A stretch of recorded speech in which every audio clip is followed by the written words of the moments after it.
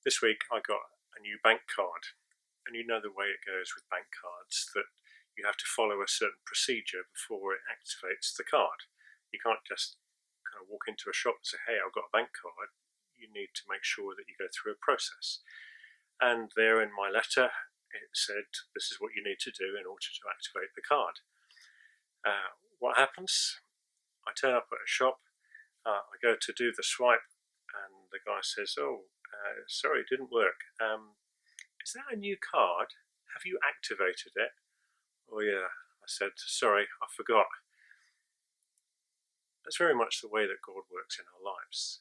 We can't just say that we belong to God without activating something, making something ready to happen.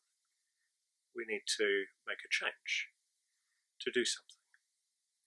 And that's the kind of thing that I want to look at today. I know that illustration's a little bit tenuous, but there is something about not just saying, hey, we've got a bank account, but activating something. There's something about us saying, hey, we're God followers. We don't just say it, we need to do something about it. So if you look in Judges chapter 10, we're going to look at a story. Well, it's not a good story. In a previous talk, I've talked about Gideon and how God used Gideon to fight against his enemies. And through God's miracle, they were able to win. And then we get some stories after Gideon, people forgot about God, and then maybe they remembered God and forgotten backwards and forwards. And we have a succession of different rulers. In fact, Abimelech came after Gideon. Abimelech wasn't the best of examples.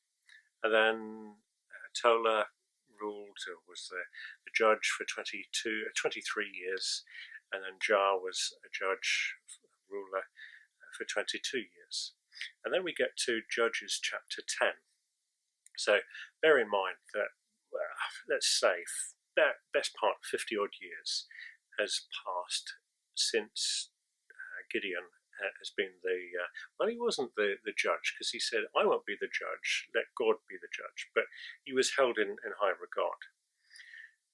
And he very much pointed the people to, this is the way that God wanted things, and people were more in tune with what God's purpose was for the people of God.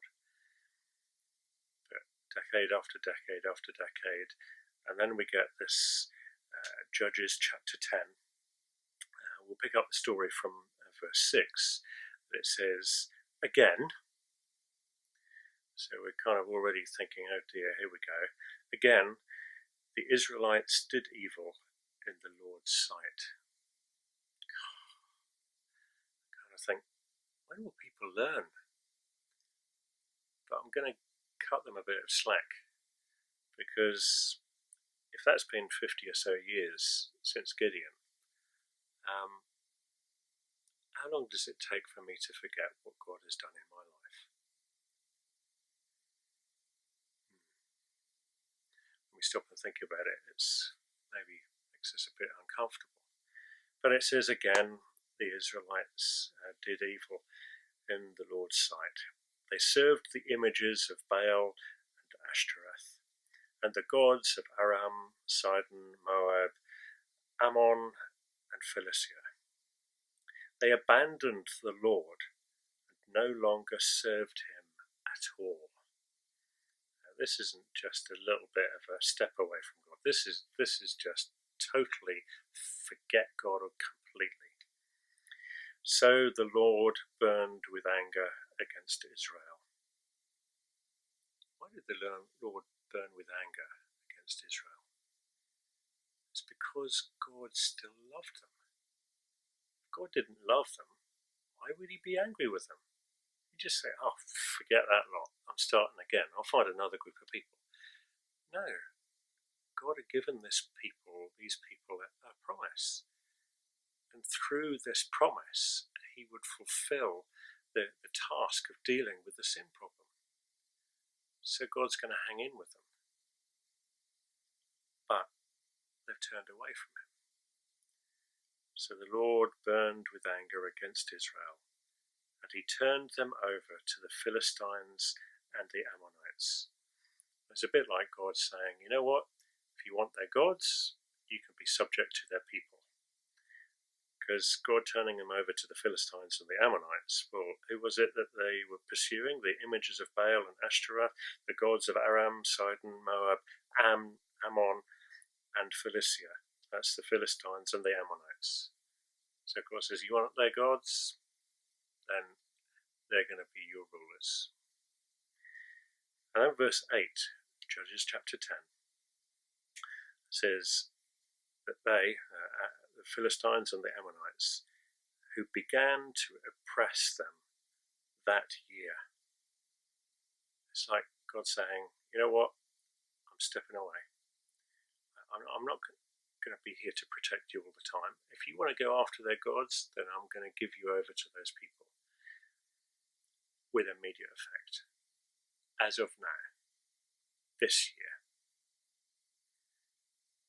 There's no time for a breather. There's no time for a rethink. It's just with immediate effect. For 18 years, they oppressed all the Israelites east of the Jordan River and in the land of Amorites, that is, in Gilead. The Amorites also crossed to the west side of the Jordan and attacked Judah, Benjamin, and Ephraim, the tribes. And remember, Ephraim was the tribe that came to Gideon after his big battle. And they said, hey, why didn't you call us? And Gideon said, well, actually, you did rather well for yourself in what you achieved. And that seemed to subdue them enough. But that was because Ephraim had a high reputation of being warriors. They hadn't won that battle. And now they were even being pursued and mocked and being ruled over by the people of whose gods they were pursuing. The Israelites were in great distress. 18 years of great distress. 18 years of pursuing these other gods. 18 years of forgetting who God was.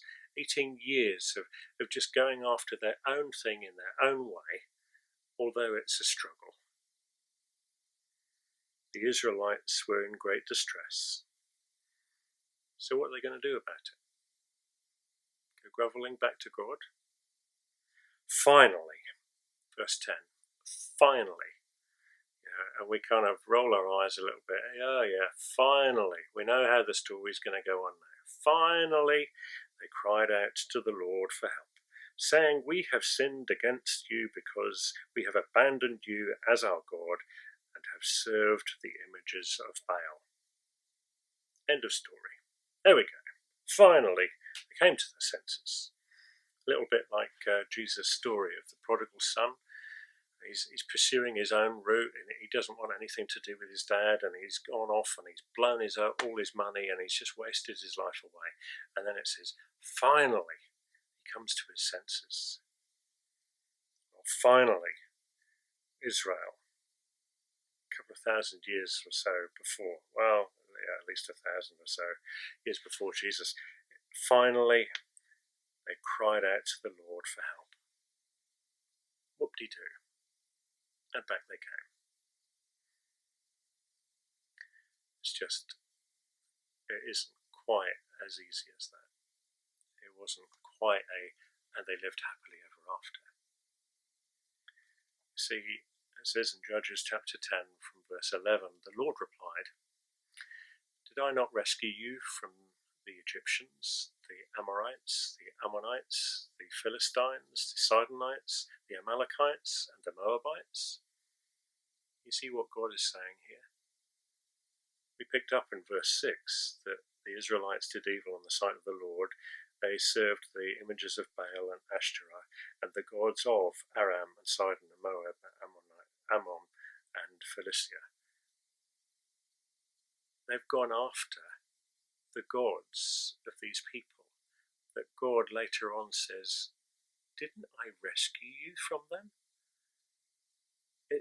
it's kind of a subtle way of God saying, you know what, your ancestors, I took you out of these people to get you away from these things. And no sooner had I got you away from them, that you're hankering after them, and you're pursuing them, and you're going after them. What's going on? Is it any wonder that God says, you know what, I just have to leave you to it. I can't make you, but I'm here for you. God continues, when they oppressed you, you cried out to me for help, and I rescued you. You as in your ancestors. People were oppressed, the people of God, the God followers were oppressed, and they cried out to God, God rescued them. Only for further future generations to forget about God altogether and go back after these gods and these people. Yet you have abandoned me and served their gods. God is pointing out that I rescued you and your previous generations from these people. And though I rescued you, now you've gone back to them. You know, in Proverbs there's a statement that says, a dog always returns to his vomit. Well, this is what God's pointing out here. That he's just saying to the people, why are you going back to your vomit? You know, this is something that you don't want anything to do with, yet for some reason you feel compelled and drawn back. Not coming after me, but coming after these other people and their gods. So God says, so I will not rescue you anymore. That's it. Finito. The end. No more. There is a line, and you just passed it and crossed it. Go, God says, and cry out to the gods you have chosen. Let them rescue you in your hour of distress. Sometime later, there's the story of Elijah. And Elijah is with these prophets of Baal, and he's starting to mock them in a way. Well, maybe Baal's asleep. Maybe they're fast asleep. They're having a snooze in the middle of the day. And I kind of link this attitude with Elijah. Maybe he'd heard the story, knew the story that had happened sometime before, that we have recorded in Judges. That God is kind of chiding the people a little bit. Well, you want to go after their gods? Don't come after me. If you want to choose to follow their gods, then let their gods rescue you. As though God is saying, let's see how you're going to get out of this one. But then verse 15, Judges chapter 10. But the Israelites pleaded with the Lord and said, we have sinned. They said that already. So what's the difference this time? We have sinned. Punish us as you see fit. Only rescue us today from our enemies. Verse 16 is the key to this whole story, is the key to what goes on to happen next. Then the Israelites put aside their foreign gods and served the Lord. Only then. You see, they'd gone away from God. For 18 years, that God had handed them over to these other enemies. And although they were pursuing their enemies' gods, they were subject to their enemies then. And then eventually they come back to God and they say, oh, we have sinned, we have sinned. But seemingly at this point, they haven't changed. They've recognised their sinfulness. They recognise their mistakes. They recognise that they've pursued these other gods instead of the true one and only God, their God. But they hadn't changed. They hadn't given up. They claimed by name, but they hadn't changed anything by nature. Until God says, look, I've given you so many chances, forget it. And then they petition again. Okay, we have sinned, and we need to do something about it. Then the Israelites put aside their foreign gods and served the Lord, and he was grieved by their misery. Why would God be grieved by their misery? Because God loved them. He'd been waiting 18 years to continue to love them, but they continued to pursue their own selfish ambitions, their own gods, the gods of these other people that they shared the occupancy of their country with. When God had told them as they took possession of the land, have nothing to do with them, yet they compromised. They allowed their willingness to, well, let's just get on with these people.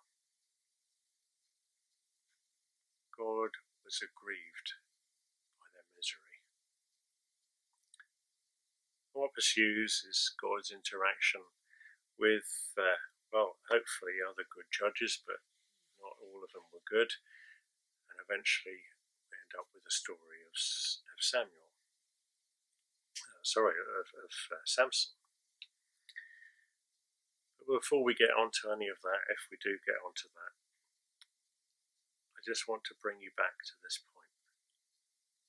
These people, the people of God, pursued their own thinking. I keep asking the question, I'm going to ask it again. You already know what question it is, don't you? What is sin? Well, sin is when I think I know better than God. And that's what was happening here. They thought they knew better than God. We can claim God, but we're going to do something else because this kind of fits us a bit better. We're willing to compromise just to fit in with our neighbours. And that's a problem. Do you compromise in your life?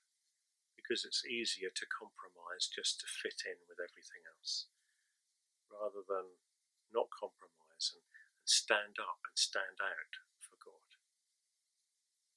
God's not looking for compromise. God's looking for our wholehearted pursuit of him and our obedience in our response to him.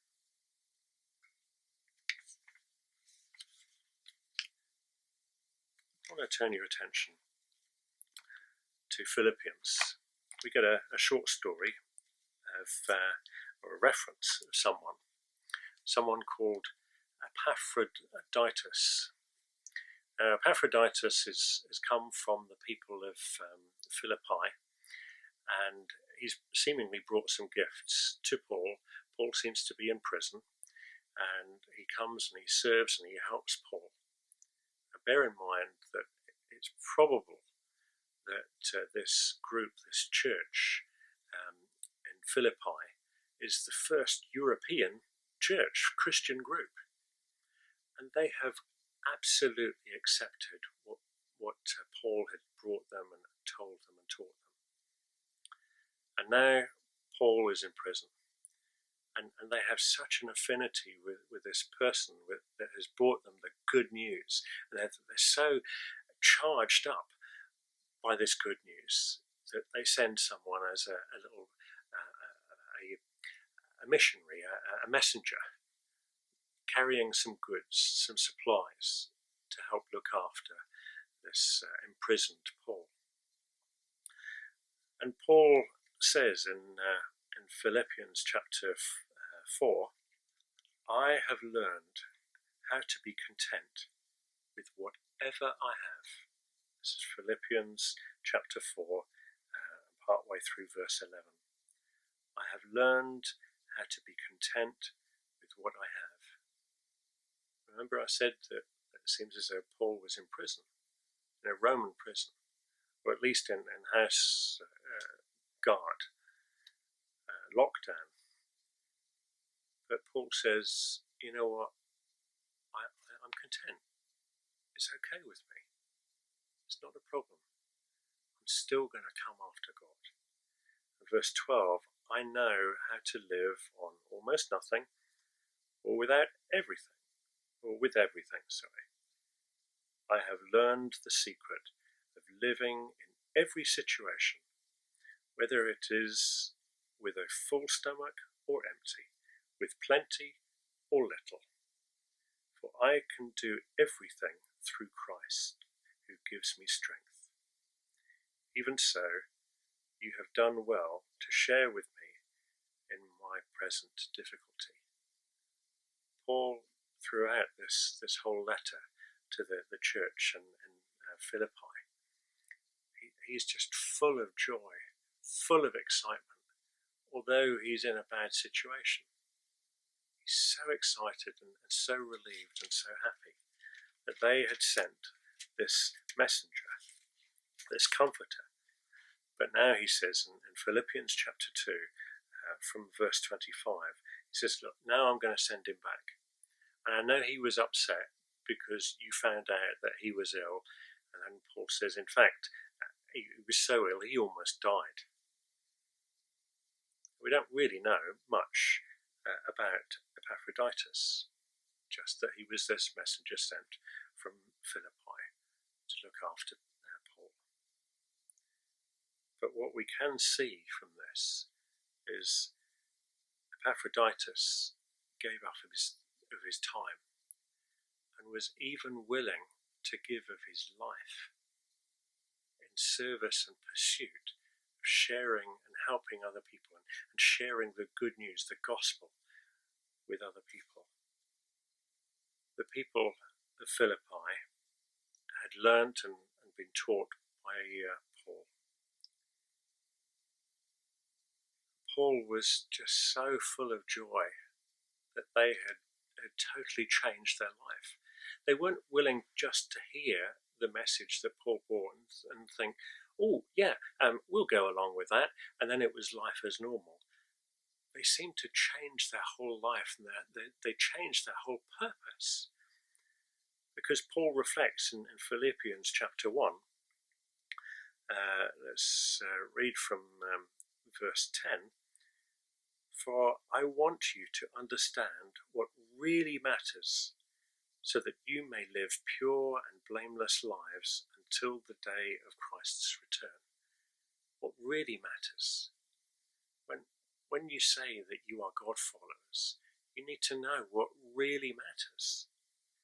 Verse 11, may you always be filled with the fruit of your salvation, the righteous character produced in your life by Jesus Christ.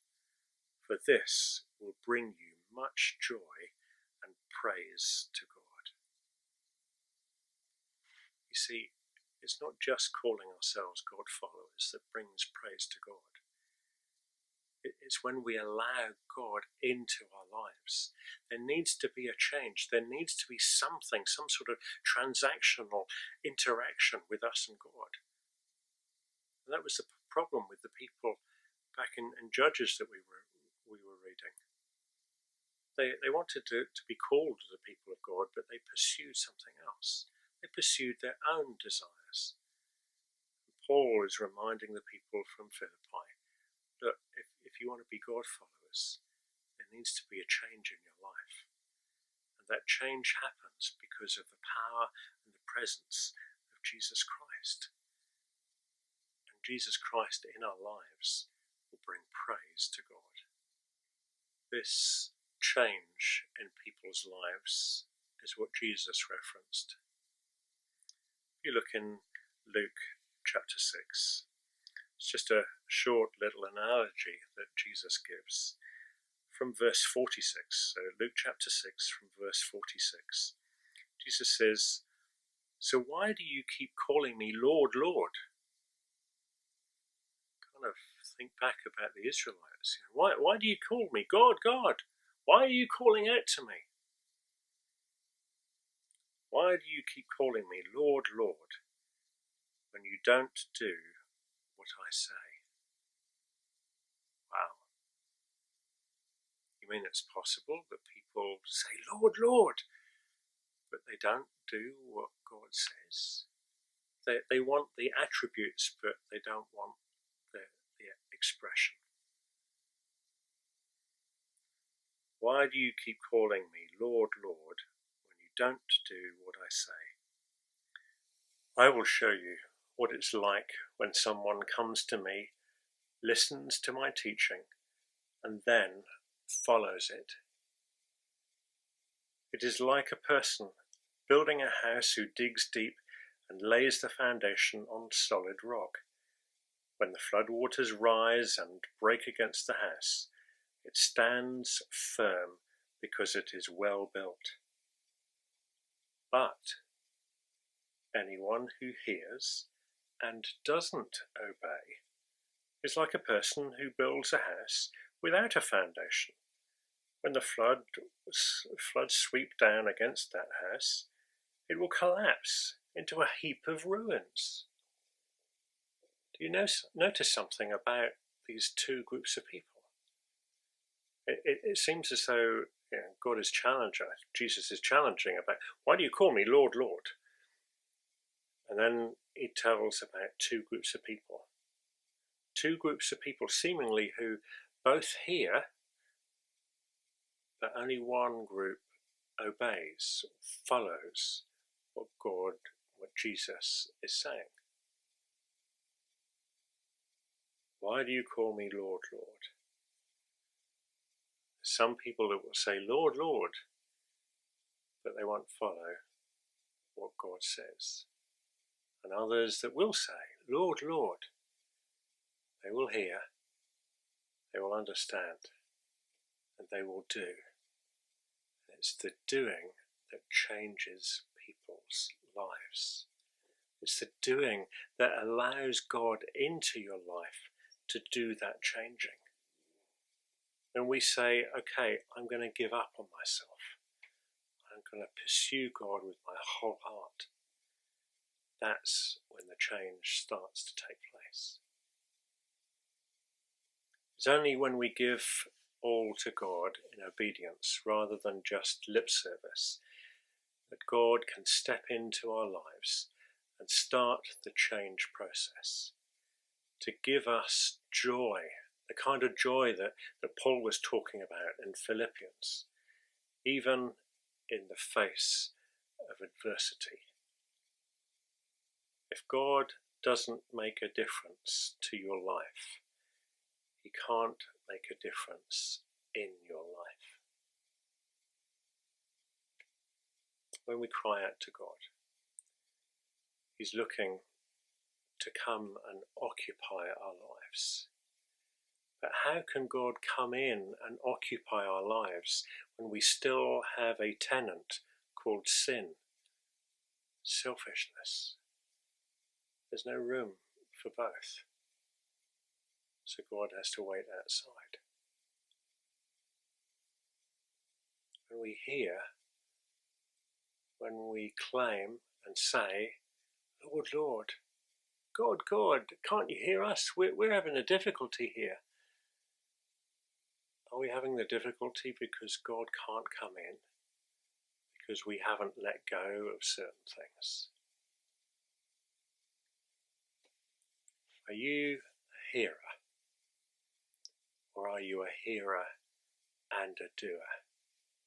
Because those are the people that God is really looking for. Until we realize that God has made a difference to our life, he can't make a difference in our life. Stay safe. Stay saved.